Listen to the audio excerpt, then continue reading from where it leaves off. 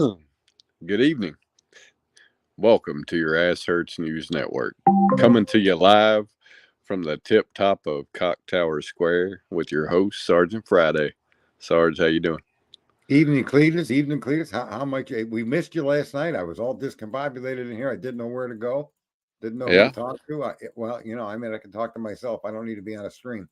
And yeah, it was quite. Well, I Quite apologize for being absent. I had to take over Queen of Moderation's role as Queen of Moderation on her channel. you became a subject to the queen. That's right. I guess there's nothing wrong with that. I mean, we all got to play a role, I guess. I guess. So what's a Well, crazy day out there today, right? Crazy day. Nice interview with some personal friends of Katie's last night or yesterday, and yeah, it was. yeah. Yeah, and I would say, in fairness, I would say a not close friend of Katie's, and probably more toward the Katie side than Seth, but seemed to be somewhat a little bit more familiar with Katie than Seth, but friend ish to both. Co-worker too, though. Yeah, now Yeah. co-worker aspect of it for sure. Yeah, I definitely think she knew Katie better than Seth, but Oh, I think she knew Katie very well. She and the way she explained things, I thought was, as someone that knows someone represented the. In other words, she didn't come out looking to fucking run a knife across Seth's throat no, or Chris's throat or Katie's throat or anybody. You know what I mean? no, and I thought it was a fair assessment of her experiences and understanding of the two people involved. no, I'd agree, and I mean, I think she steered away from some of the some of the questions that could have opened up Pandora's box of shit slinging, right? And I think she did a good job of keeping it focused on what she said she came to focus it on. So, yeah, Yeah, definitely. It was a nice clip. It was a nice little video, nice little interview, and I'm sure it irritated the ass of bullhorn or butthole or blowhole or oh yeah, she needs to find a penis that doesn't run on batteries. I think she'd be fine. yeah. I mean, maybe Sarge should make a trip to Florida and see if he Yeah, I can. don't. I See no, if I you don't. can help. You wouldn't take one for the team and help No. humankind out. I'm not a team player. I learned a long time ago the only team I could be on is Team Sarge. Yeah. People have a way of letting you down, even though they don't tend to and they don't mean to, or that, but they, right? Whatever the reasons. I never knew that was going to happen. Yeah, well, of course you did, but it happened, and you went along with it. So go fuck yourself. Now have a good day. Click. Sarge is. Yeah. Yeah. Yeah, I think. Listen, can I just say? I think some of the comments you've made to me, I say that I try to look into myself, right? And I do see like a young kid that I am a black and white kind of person that way. Like when you say I'm the 7-year-old adult in the room or whatever you said in that one message. Yeah. Yeah, there's validity to that. But when you go back and think of how you are when you're much, much younger, that's kind of how you saw the world. Well, and it's funny that you say that, right? Because that's one of the things that Gabby, that's her name. I can never think of it. The lady that talked last night. That's one of the things that she said that stuck with me. She said he saw everything as black and white, right? There Yeah. is no gray. And when she said that, that's the first thing that went through my mind is I'm like, well, that definitely tracks with Sarge's description of Asperger's and the way he sees things. And I'm like, yeah, and it tracks with being a kid too. It So does. It yeah. does. That emotional immaturity stays with you. Hmm. Yeah. No, and it's a shortcoming, but it's also a superpower. Yeah. No, I mean Both. it. You know what You I mean? laugh, you laugh, but I mean it truly is right because it's a natural ability to weed through bullshit without even having to weed through bullshit. You just it's like a bullshit blocker. Yeah, and like I said, I was talking to you earlier. Sometimes we should have our phone conversations recorded just so they could be fucking streamed instead of us being live, right? Because we do have pretty good conversations, Yeah, yeah, and yeah. So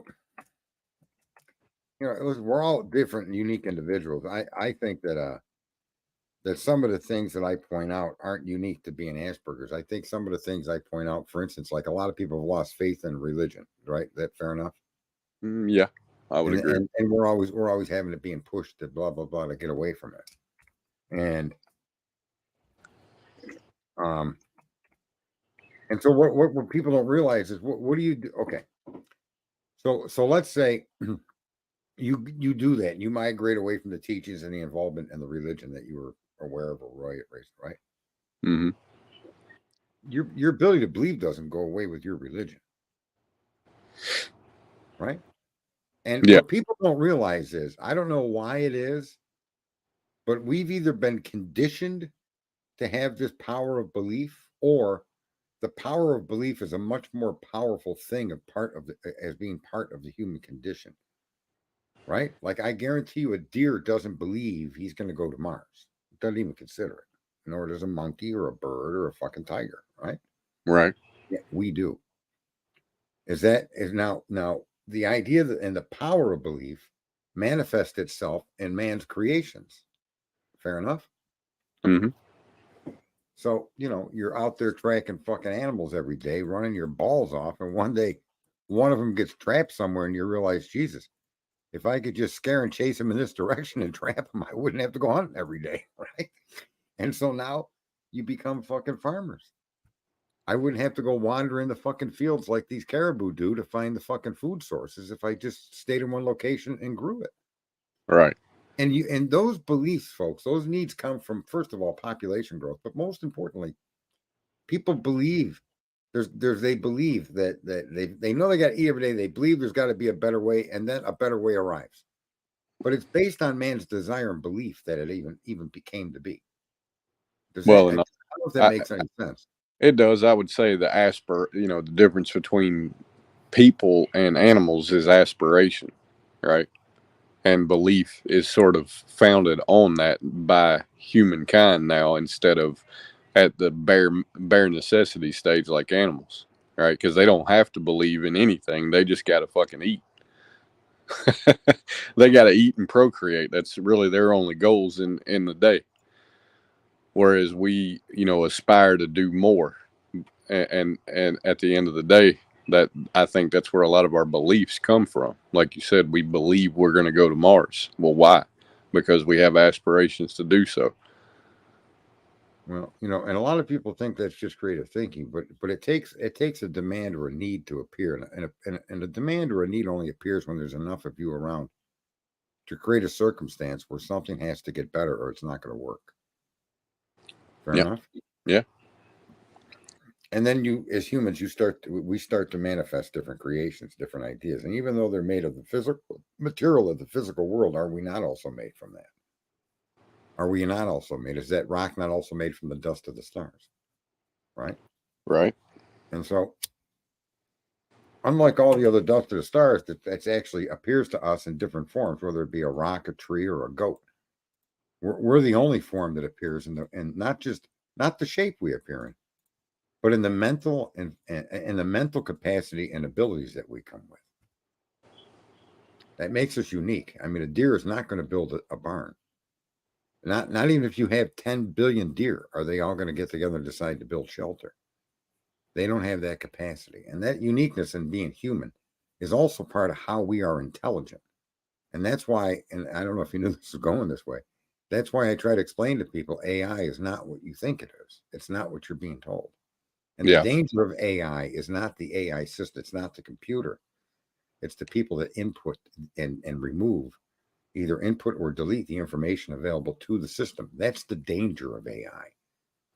Well, and that's what makes it more dangerous than a nuclear weapon. A nuclear weapon is contained through command and control functions, right? There's a specific set of things that must happen when the weapon is inactive.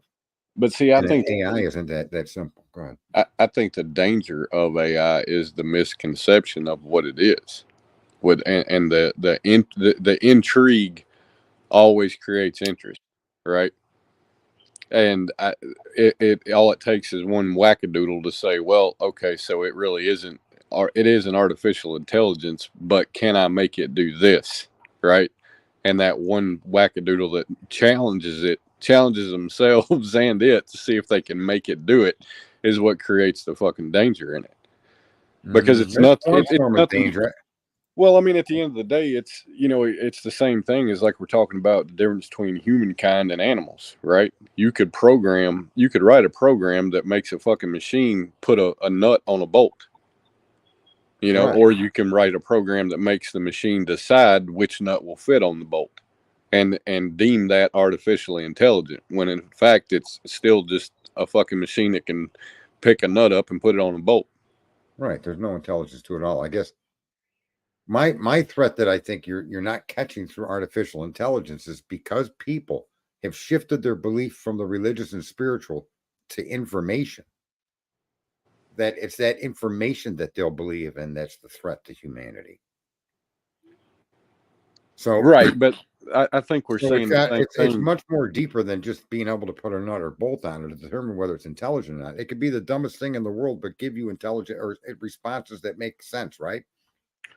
And the more people that agree with that sense it's making, the bigger the people, the group of people. Just like I'm trying to say about user agreements and us getting together using this system to make a statement. That's the threat of AI to control the minds and the hearts of the fucking public, or the beliefs or the fears. Once somebody can input that and people start really buying into the concept that that is intelligence that they're observing or a part of, we're doomed.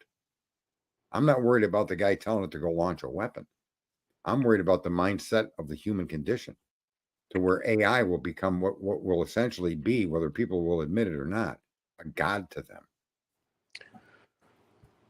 No, it's fair. I mean, that probably is a lot more of a risk than the immediate danger of some fucking ignorant bastard deciding, okay, well, can I make it do this? Hold my beer. Let's see. Right, right. Look, the bigger picture is, yeah, it becomes a false idol. Yes. No, it's not. Yeah. And I don't want to get into the religion because I'm not a religious guy, but the Well, pattern of humanity tracks with what religion is actually portrayed or put forward and shown us or made us be a part of. I mean, I'm not saying religion's the only way or the right way to live at all, but actually, it's a great example of how the power of belief and the term false is idol applied. doesn't necessarily have to apply to religion, right? An idol is something that everybody focuses on. A false idol is something everybody focuses on for false reasons because of a false perception, right? So, If they think it's artificially intelligent and it's saying shit you don't understand and you default to it,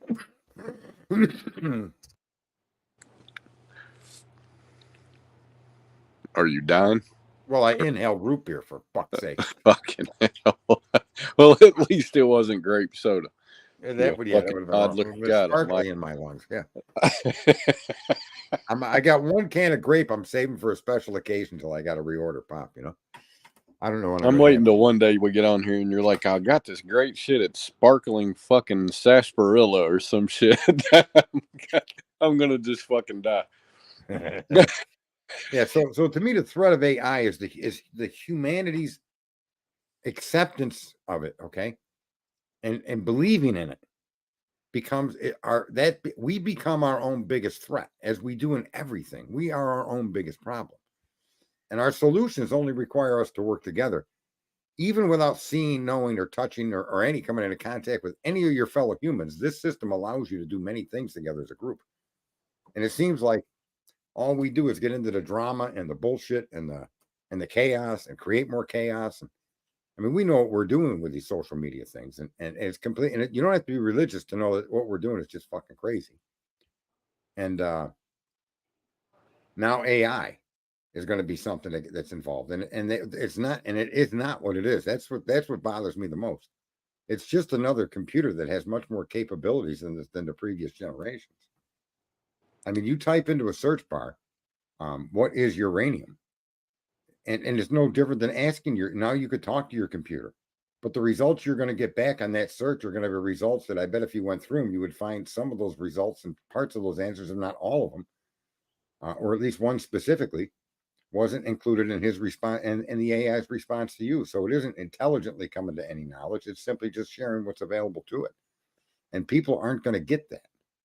That's the scary part about it. I wish Elon Musk would be much more clear about why he thinks it's more dangerous than nuclear weapons, because I suspect that he would say what I'm saying.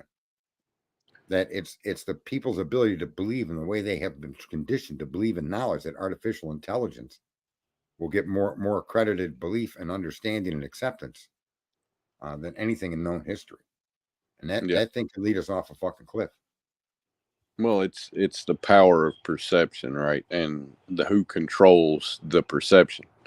And I think that's where he probably sees the danger in it. Because I mean, if somebody came, if the people that control the perception came out and told clearly what it was, there would really be nothing to be afraid of. And on the other side of that coin is if people took control of their perception of things, there would be nothing to be afraid of because people would inform themselves about shit instead of watching for the next fucking name microphone talk about it and tell I'll them give what an it example. Listen, should be. I'll give you an example of how AI is dangerous to humanity. And it's happening now with social media. Certain groups of people are looked at certain ways that aren't healthy, aren't good, right? They're the same ways that other groups of people looked at other people in the past. It's no different. So, Mm-hmm. as an extreme example, imagine the gradualness we've come to hate the Russians, as an example. Mm-hmm. Now we've come to blame them for all the woes over there. And the truth of the matter is, we started that conflict. We're the problem, not Russia. But how many people in America have bought that narrative? And now imagine an AI that people respect as being artificially intelligent starts to communicate different things like that to the public. That's where the danger lies. They're capable of doing it now, but if they can centralize that and get people to look up to an AI, what do you need CNN for? You got a God for the people now. That's the threat that this shit poses to us. We're already doing, okay? They're going to just make it better. They're lying, they're cheating, they're stealing, they're conning, they're convincing their brain it's going to get better. But not because the device is truly intelligent. It's because now the people that control the device have a better way to reach out and touch you. Does that sound reasonable to you? Yeah. No, Yeah, it does. that's the threat of AI. Us and our acceptance and our inability to separate it. Transistors and wires and fucking chips and silicon and from the human condition to the power that you're given in your mind to think and understand and create. You're not gonna you're gonna get what you think is that from the AI, but the AI is relying on all the information that is taken from us. None of its information will be original to itself, right? You follow me? No, I'm with you. Can it write an original symphony? Can it write music to match or go beyond Bach? Sure. Only because it has Bach's information to feed off of. Right. Right. Yeah. So it's not intelligent. It didn't, we created music, poetry. We created it. You're not going to see it do anything like that. No, It I mean may at right? its core, and at its infancy, it's a clone of its creator. At best. At Yeah. best, right? And it with more technological capabilities. I think that's not necessarily capabilities, but I don't know what the word would be. Look at that. Does that look like JLR's like sister in the image there? What? I don't know. Apparently I can't flip a burger. I'm giving life advice. Okay. Are they Look at referring that. to you or? He's built a house, changed the tire, bucked a bale. I don't know. Hell no. I I don't don't know know who. who he's talking to, but I think listen, this is exactly, if AI could do anything, it would be to create an algorithm to get rid of retards like that. Retardation shouldn't be allowed on the internet. Right? I mean, he could be AI, right? He could be the bot that YouTube said, "Hey, go in there and tell them to go fuck their mothers." Remember, I But said lead this to you up to guys a that, long right? time ago. Do I what? said you guys a long time ago that a lot of the things a lot of the trolls you're seeing in your chat room are not living, breathing human beings. Right. They're algorithms. That's all they are. And a lot of these trolls that come through here that you really think are other people that are getting on here, they're not. They're not even that at all. Yeah. Right. Yeah. But that's interesting. I mean, we don't really get any trolls in here. It's very rare. Right. He's a little older, so I probably didn't specifically fuck his mother, but maybe his sister. That's probably more likely. Well, I wish he'd be more specific in who he's referring to. Yeah, I don't know. I just I picked don't. up I saw a couple of things come across, and I thought it'd be interesting to, he wants the floor. Let's give him. I'm sure all the fucking people that come in here are amused by him. He's been going on for a little while. Yeah. Something about people not working. Leave this dude. Everyone can sell used cars for a minute. Yeah, no, he's got a bunch of little things. I don't know. I don't know who he's talking to. I don't know if he knows who he's talking to. He might not have the ability. Maybe he's watching a video and chatting in the wrong room. I don't know. I don't know what his deal is. But anyway. Yeah, I don't know. Yeah, he's an enigma wrapped up in a troll, and if not even a very good one, unfortunately. The powerful Oz behind the curtain, people programming AI how to respond, combined with the laziness of the average person who won't search past the first search result. There you go, Bama Girl. That's the threat that AI poses, not its capabilities, not its integration into a responsible society. That's not a threat. It's a machine, for fuck's sakes. Right? Yeah. And unless it can create a power source that can't be shut down, okay, then what kind of intelligence is it given? And if it can create a power source that can't be shut down, it would be sharing it with us, and we wouldn't be using coal.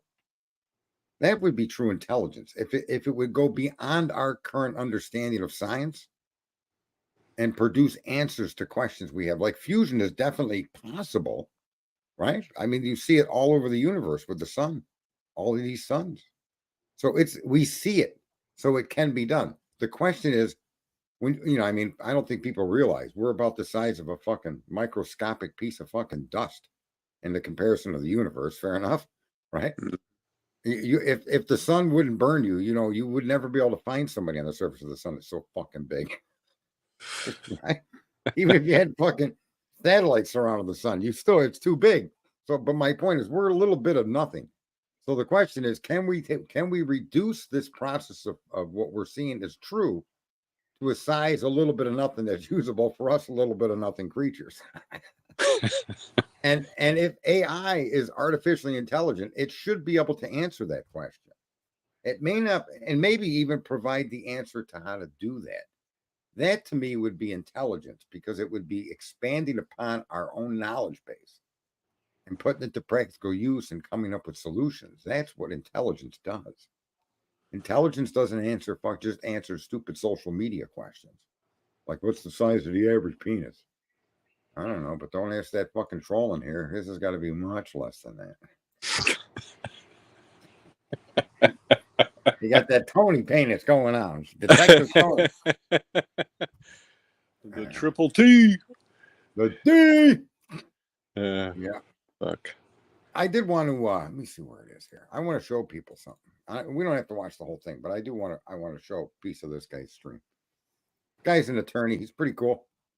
He's chill, laid back. Doesn't look, for you ladies, this is definitely the opposite of the lawyer you love. Or the lawyer you know that dude? Yeah. Yeah, this guy is the opposite side of that fucking coin, right? Like, the next time you guys look at a $100 bill, here's the deal. I'm going to tell you right fucking now. If you look at a $100 bill from now on and don't see Barbara Bush, you're out of your fucking mind, okay? There's something the hell wrong with you, folks. And now that I told you that, you ain't ever getting that shit out of your head. It's there to live, okay? Every time you see a $100 bill, you will see Barbara Bush in that. You just planted artificial intelligence in every fucking body listening. Am I wrong, Cletus? What's going to happen the next time you see a $100 bill? Oh no, you're not wrong. Oh man. So just so you know, folks, I'm slowly brainwashing you. 20 viewers at a time, maybe, but we're getting there. It's only 5.62 billion to get through. Holy fuck, Cletus. What's going on? Let me hide the current comment. All right, so I'm going to play this clip here. It's a 13-minute clip, so it isn't anything outrageous, but I'll play a while, like half of it or something. That in your report, you excluded the one name, Colin Albert, from the list of individuals that were in your notes. Yes, because he arrived later in the evening. The other females were there from the start. when you finally did get around to interviewing Colin Albert, you personally conducted that interview, did you not? Yes. Colin Along with Trooper told Zach you- Clark. One at a time. I'm sorry. Finish your answer, Trooper. Please go ahead. Yes, along with Trooper Zach Clark in my office. Colin Albert told you that he was picked up by Allie McCabe from his uncle's house at 12:10 a.m., correct? Correct. Allie McCabe also told you that she picked up Colin Albert at 34 Fairview at 12:10 a.m. and then dropped him off at his house, correct? Correct. And she indicated that she went straight home after that, right? Yes. Did you conduct any further investigation to determine whether Colin Albert and Allie McCabe were actually telling the truth about that time? We did not. You just took them at their word, correct? Yes. Trooper Proctor, you realize you had a forensic image at the time. You had a forensic image of Jennifer McCabe's cell phone in your possession, right? Correct. You're also aware that she has a Life 360 app on her phone that tracks the location of Allie McCabe, correct? I was not aware the app tracked her daughter. I knew of the Life 360 app, but I wasn't aware of the capability of tracking her daughter. Did you bother to look at Jennifer McCabe's Life 360 app to determine whether Colin Albert and Allie McCabe were telling the truth about the time they supposedly left 34 Fairview? Objection. Did you do that alone? I did not. Well, my friends, I don't know what to say. I might have to invent new words at this point. I seem to recall that English has the most words of any language, but I might need to come up with new ones. Either that or rediscover some old ones, because I don't know that I have vocab words sufficient for whatever this is. It's like the closest I've got is farce, and I'm not even sure that really works anymore. Trooper Proctor, did you include in your investigative file any Celebrite report related to the Life 360 app that was on Ms. McCabe's phone that you earlier testified to? Trooper Garino was our cell phone expert, kind of handled that, so I'm not positive if that report, if he generated that report. Did you review a Life 360 report in an effort to determine whether or not Colin and Allie were telling the truth? No. Did any of the reports you turned over in discovery ever mention the Canton Mutual gas station cameras or the cameras from Canton High School? No, because we did not retrieve any video from those locations. And you didn't mention in your report that you even sought the footage from those locations, correct? I don't believe so. You did say that you would add it to the quote list. Is that right? Yes. And you're aware, obviously, as one of your responsibilities to maintain and keep your handwritten notes from all communications, all investigative activities involved in the case, correct? Yes. And you have no notes on this conversation, correct? Correct. As the lead investigator, Trooper Proctor, you are responsible ultimately for deciding which witnesses will be interviewed and which witnesses will not be interviewed, correct? Like I mentioned yesterday or Monday, it's a collaborative effort within the office, so we bounce ideas off each other as far as what witnesses need to be interviewed, et cetera. So it's more of a group effort, a group decision. But as the case officer, you make some Exactly. Like what the fuck, man? be interviewed, things of that nature. I facilitate. What was that, Cletus? I said I'm listening to this guy dance around answering the fucking question. Like he asked you a yes or no question. Why are you fucking dancing around it? Right. Are you the guy in fucking charge or are you not? Like the fuck. See how interesting this is, and if I'll keep playing a little more, but here's what's going to happen, folks. The defense lawyer is paying attention to facts, only the facts, and he's asking questions that are based in fact. He has the evidence to support the question he's asking. He already knows the guy's answers because some of the answers he gave in other testimony. And you see this guy that's getting the questions play, the social media fucking game of obfuscating and telling stories and adding sentences and going off fucking track. Right? So the guy in the fucking jury box is basically you, the fucking viewer. And the guy asking questions are the few of us that want you to just pay attention to the facts, because the only definitive answers that are acceptable are always going to be fact-based. And how in the fuck people get off? Like Harsh was on, did the Aryan Nation get involved in the Idaho 4? I mean, what the fuck has that got to do with the case that we're looking at? It's mind fucking numbing to me how far down and how far off the fucking road people go. I mean, as far as getting to Mars, these people are in another universe with some of the shit they put out there. And this juror reminded me of a lot of the streamers and a lot of the fucking viewers. Can't just answer yes or no. And the answer is pretty. If it's yes, then that's a fact. If it's a no, then that's a fact. All right. And whatever they lead you down, whatever they're a fact towards, is the only thing you should pay attention to, not create and invent and speculate. And I mean, I'm going to play a few more minutes of this. That's what this fucking guy's trying to do. He's trying to distract from the fact that I'm a worthless fucking loser that didn't do his fucking job properly. Well, that's what I was going to say. I think what would be fucking hilarious is if the next question is, would you not say that it's true that answering a direct question in an indirect way would be a sign of deceptive behavior? Correct. All right, here we go. I'll boot him up just a few more minutes. In certain areas, yes. I want to Just talk say about some of the yes. witnesses that you interviewed in the days and weeks immediately following Mr. O'Keefe's death. You interviewed Brian Albert, correct? Correct. Nicole Albert, yes? Yes. Chris Albert, Yes. Julie Albert, Yes. Jennifer McCabe, Yes. her husband Matt McCabe. Correct.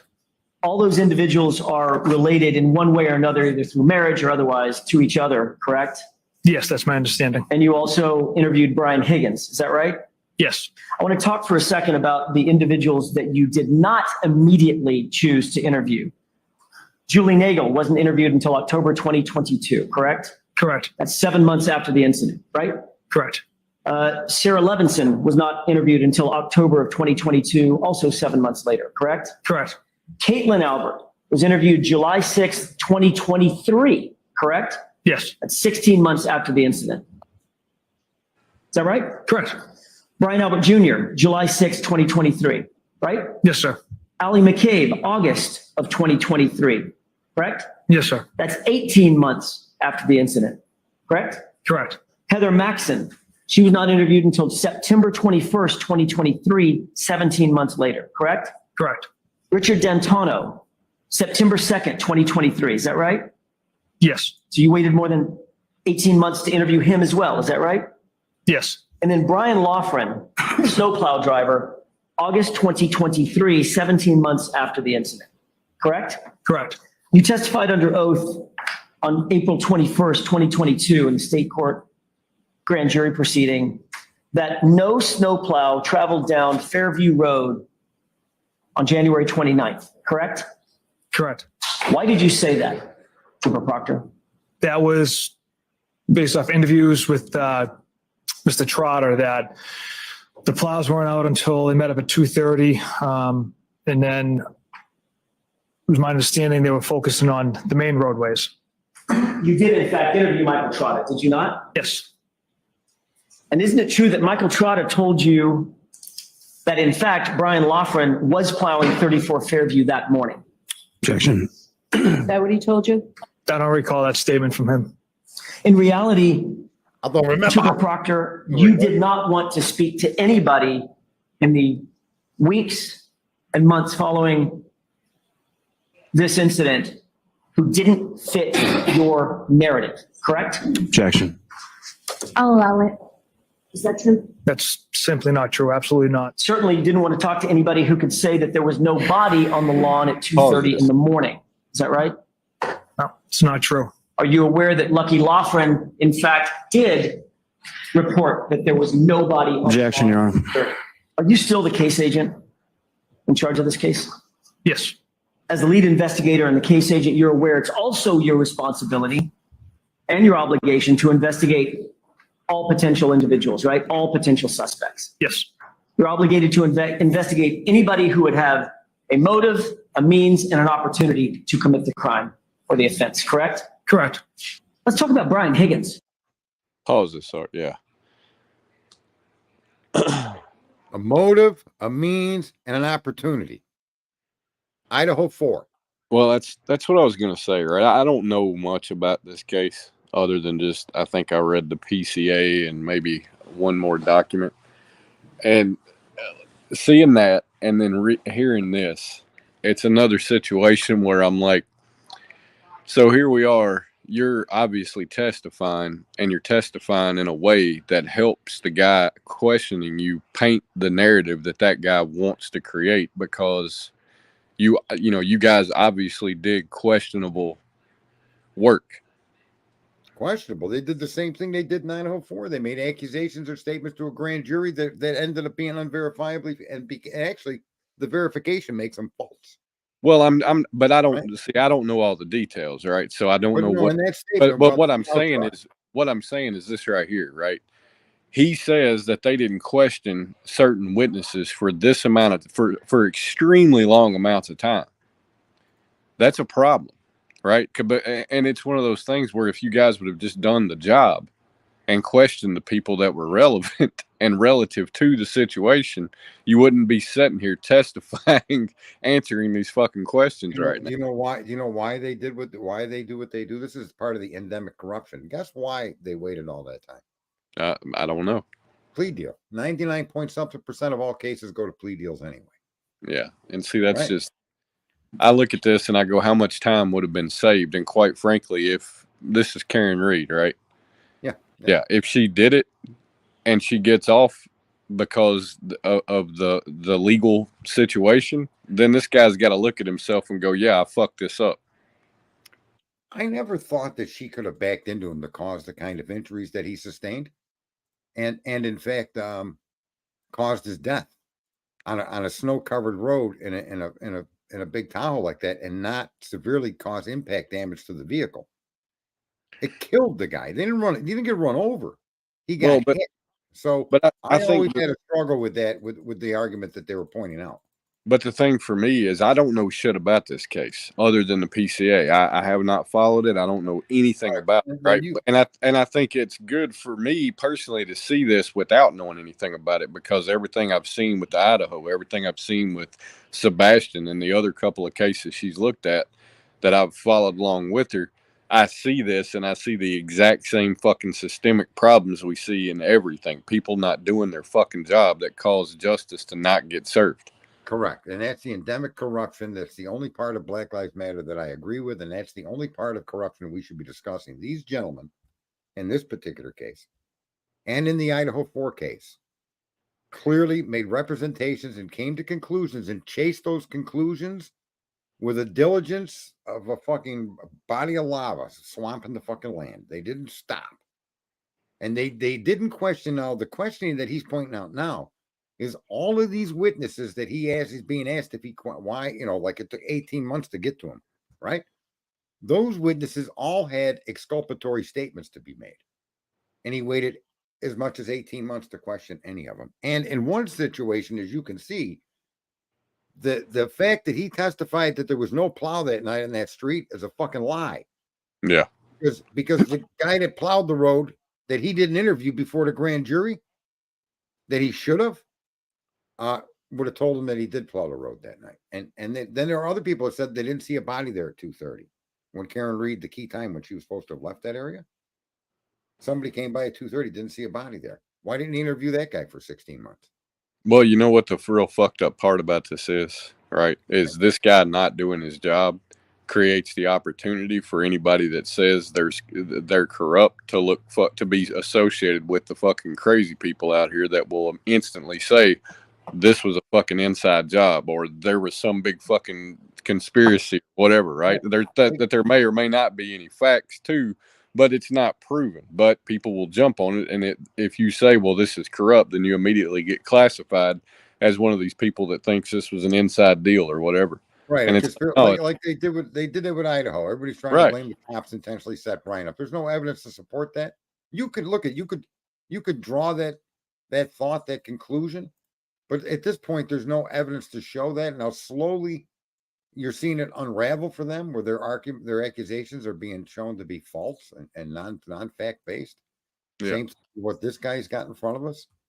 And that's why I say to people, if you pay attention to the facts and don't worry about whether somebody did something or didn't do it, the facts should be self-evident as to whether they whether what the police are alleging is accurate towards the defendant. That's all you should be looking at. Not whether the defendant did it or didn't do it, but are the factual statements being levied against a fellow American accurate? Are they supportable based on fact? Are they repeatable? So if you said his cell phone was here, can you go there and show that the lag time between that phone and now are the same? If you got a picture of a car, can you show that it exactly matches Brian Koberger's because of some unique mark or lack of something on that vehicle? All of these things need to be confirmable, and they're not in that case. And this jerk off here, Mr. I'm a fucking investigator. Until I'm the lead until I need to be part of a team conveniently to save my own ass. Right. It's everybody else making decisions on who we interview, not you. Right. You're the boss, right? You're the boss, and the guy that uses the shovel on the construction crew is going to tell you that you shouldn't run the crane today, and you're going to just go with that. Huh. Fucking genius. Oh, fuck. Right. Because I mean, that's about what he's saying when he says it's a team decision. Yeah, he's saying, look, I don't want to fucking take responsibility for the outcome of what I'm about to fucking say that I know you're going to ask me. And quite honestly, some fuckery is involved in. So I'm going to blame it on everybody around me. This guy on civil law, I've never been in his show. I've never had any engagement with him whatsoever. But I do enjoy the cases and how he and the parts and pieces of the cases he puts forward and his understanding of the law. And it's easy to follow. And that's why I like the guy. I don't know. And when I came across this today, I thought this would be good to show people that facts matter when you're going to convict an American in a court of law. And I'm not going to play the rest of this, but what ends up happening is this continues to go on and more malfeasance. He had access to talk with people that had a fucking motive. One of the people involved actually was trying to get that cop that was killed to the house where he was killed. And that particular guy that did that also had a sexual interest in Karen Reed. And that guy was dating Karen Reed, was in the way. So there's an absolute good suspect that's a ATF agent. An ATF agent who downloaded his own phone and chose what text messages to give this investigator, and this investigator accepted and used them. And there were other things on that phone that would have shown this investigator the points I just made about that guy. Points that guy never handed over to him to see. His interest in Karen Reed, his pretend fighting in a bar, his inviting that man that ended up dead to that house that night. That stuff was part of his phone, and he never turned it over to the police. That's one of his people he chose to interview. And that guy has more motive to have killed that. It appears that he has way more motive to kill than Karen Reed herself. And that person, that information was discovered by the defense. And everything you just said, right? What I sum it up with is the corrupt behaviors create a situation that prevents justice in this situation. Whether they convict her or not, justice isn't served because there will always be a divide in the public of whether she was wrongfully convicted or not, because these fucking guys didn't do their job, because they acted upon corrupt fucking they just perform corrupt behaviors, right? Like they're inherently corrupt, and they let their own personal corruption affect their job, which ultimately affects true justice. But the ultimate, what would you say the ultimate corruption here is? What is his motive for being corrupt? His motive, I have no idea. But at the end of the day, he's inherently corrupt. We all are. But in my opinion, I think we all are. The problem is where you control it, right? You control what you control your own corruption. You either let it get the best of you or you get the best of it. In this case, he took the easy route, or whatever his motive was. He did what he did in a corrupt way. Right. And he was familiar with all of these people. Right. He acted like he didn't have anything to do with these people. And one of the women involved, one of the suspects or one of the witnesses or whatever the fuck they are, actually babysitted his kids after this happened. What do you mean you don't know this person? Yeah. So when you continue to listen to that little spiel, I find corruption. Here's what I think corruption is. These policemen are making decisions, folks, not for simple monetary gain, but what looks like in this situation, what was originally accused by Karen Reed, to protect fellow police officers. That's what it looks like is happening here. This guy's testimony puts the nail in that coffin. If you were, if you guys take the time to go listen to that, I'll put the link out there. Damn, I lost where. Anyway, I'll bring it up on another. Here's and so that's incredible. That all that stuff that was being said that people were attacking Karen Read for is being established and literally almost confirmed, if not fully confirmed, by this jackass's testimony. And his testimony goes to his job, what he did, what he didn't do, and why he made those decisions. Well, careful, it was his team, right? Well, I got a team of people that work for me, but they go and they're not directed by me in any direct way like that, but they very well could be. I could say start over here or do this first or do that, or I could absolutely do that. I don't. But if you're relying on a team, then the team should come to a consensus and you accept that consensus. That's how it's supposed to work. Or if you're relying on a team like I do, I know the capabilities of the people that are there, and there's tasks that need to be performed, and I know which ones are trustworthy to do it, and because they have the skill to do it, and the ones that aren't. Yeah. And they all find their place and do their thing fine. They don't need me to go in there and tell them. So I don't know what this guy means by a team decision. I don't see that as completely true when you're the lead investigator. You're gonna make the ultimate decision who's interviewed, and it looks to me like all the people that could have been connected to this crime were present in the crime scene, were connected to the victim, right? And they got no interviews. They getting treated like suspects at all. Yeah. The claim that she backed into the guy 24 miles an hour. That isn't too fast. If you get hit with a plow, some of the injuries that guy had would probably be more aptly applied to a snowplow. Yeah. That would hit you in the face. Those snowplows and those trucks are very big. You know that. Mm-hmm. These town plows, right or wrong. Mm-hmm. And if not hit you in the face, I could see your face when you get hit, the impact folding you over. Well, and I remember the only time she looked at this, that was the thing that stood out to me, was that, the snowplow situation seemed to make the most fucking sense. Yeah, it's in our justice system all over the country, folks, is going this way. Like in the Go-Go case, now apparently the family knew about it. I don't know if you heard that. No, I didn't know that.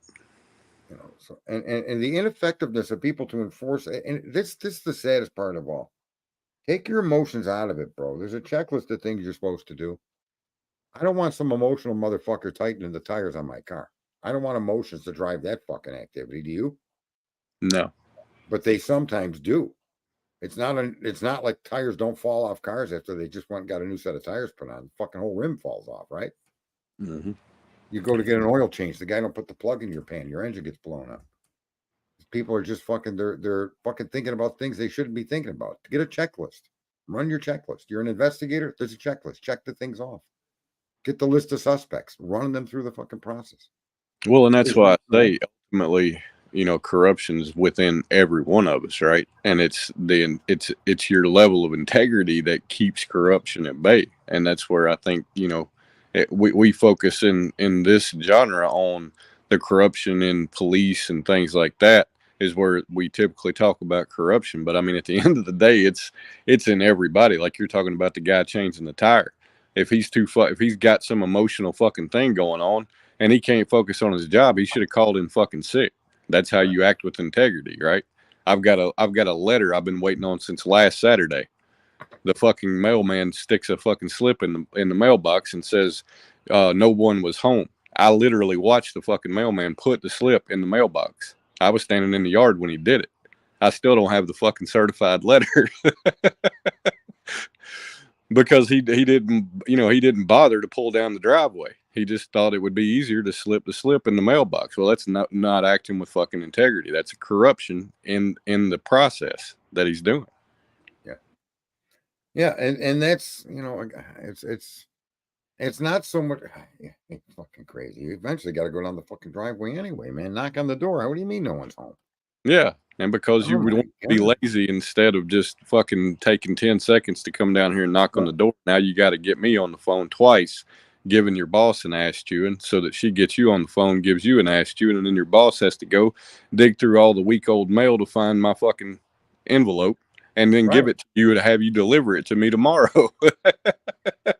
Like the fuck? Why all that trouble when you could have saved yourself all that drama over for 10 seconds? Man, I got a postman, right? Mm-hmm. That is, he cuts across everybody's front yard. My mailbox is on the front of my house next to my front door. Okay. So you literally have to walk a spitting distance from that mailbox. And I mechanically attached a red flag to the box so that I could alert them when there's mail in it. Mm-hmm. Don't these fucking guys, if they're not delivering mail, just keep right on going and not take the outgoing mail? Why I have nothing to deliver? No. I had stuff that needed delivery. That's what you deliver, right? You deliver mail. Yeah. Yeah.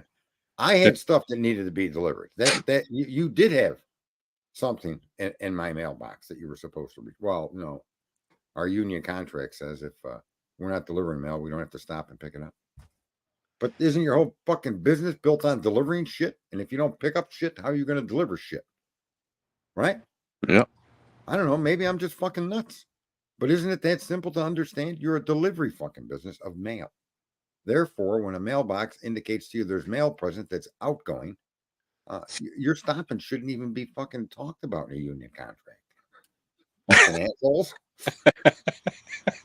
What the fuck is wrong with you? What do you mean it's part of your union contract?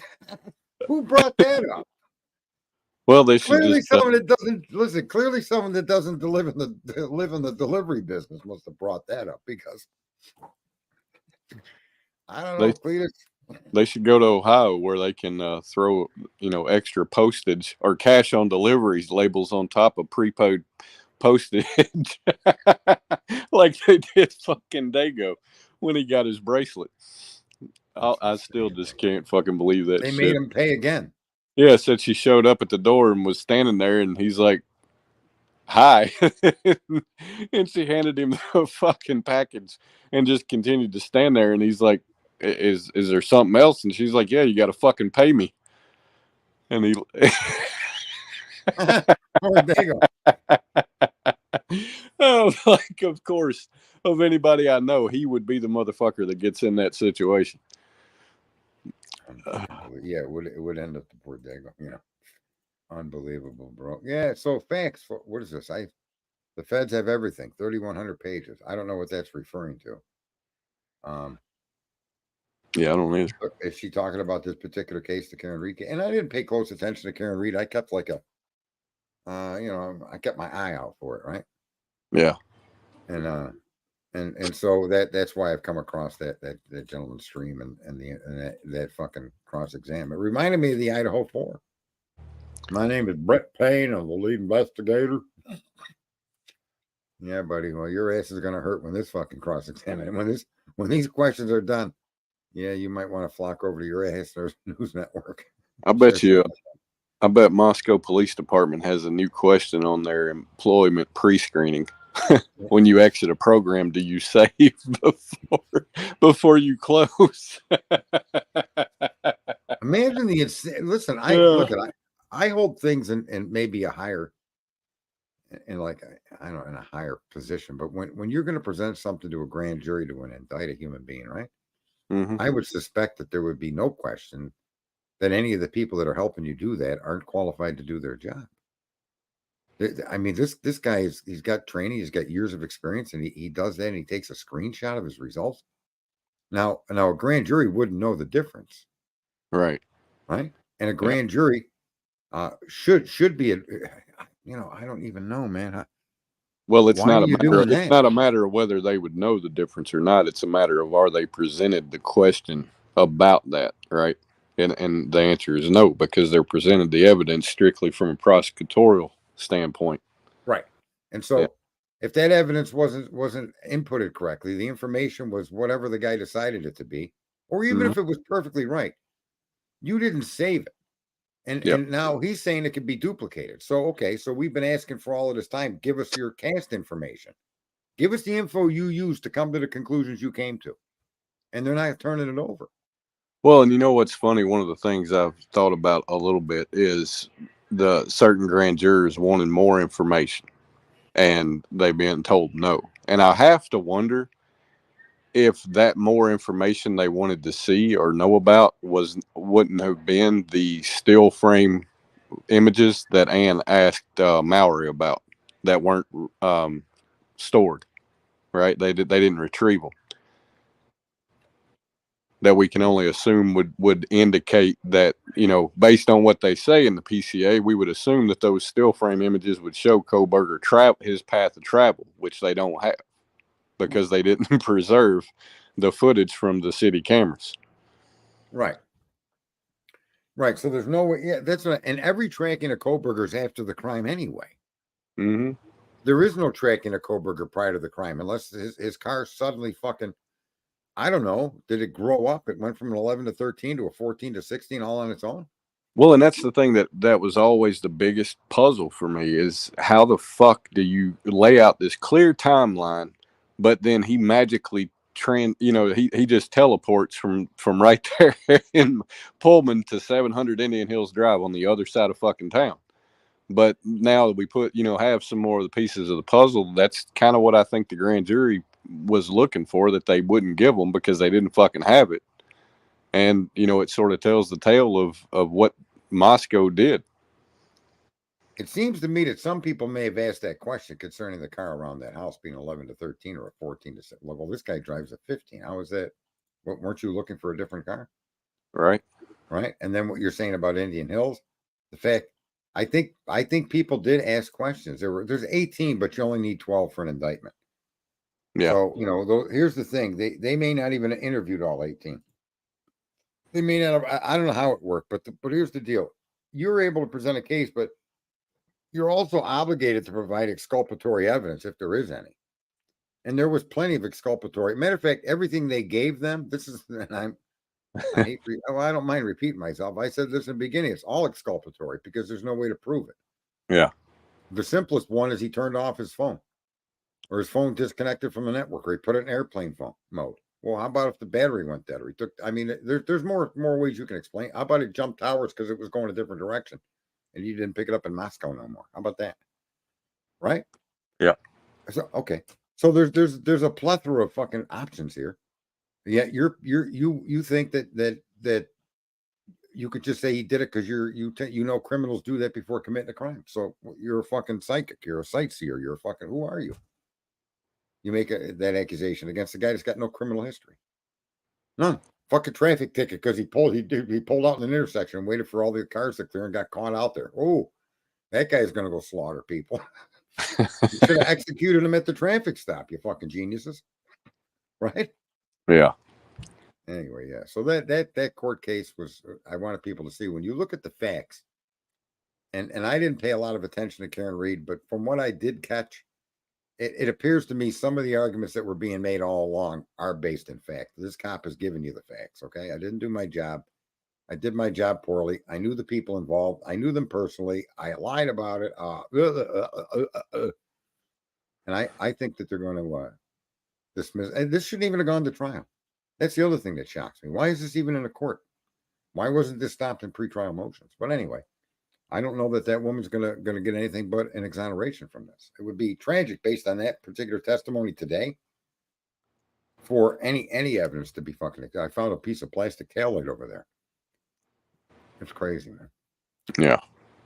No, All right, well, listen, we're at our hour end. Not even hanging up on you. Look at how nice I was today. I can't even believe it. Right? all right. There you go. I tricked him again, son of a bitch.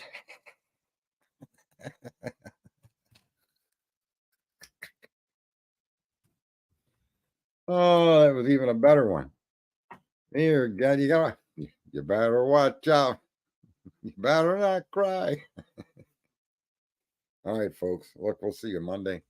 If anything comes up between now and Monday, you'll see us sooner, but let's hope things stay the way they are. Just calm and peaceful. Have a good night.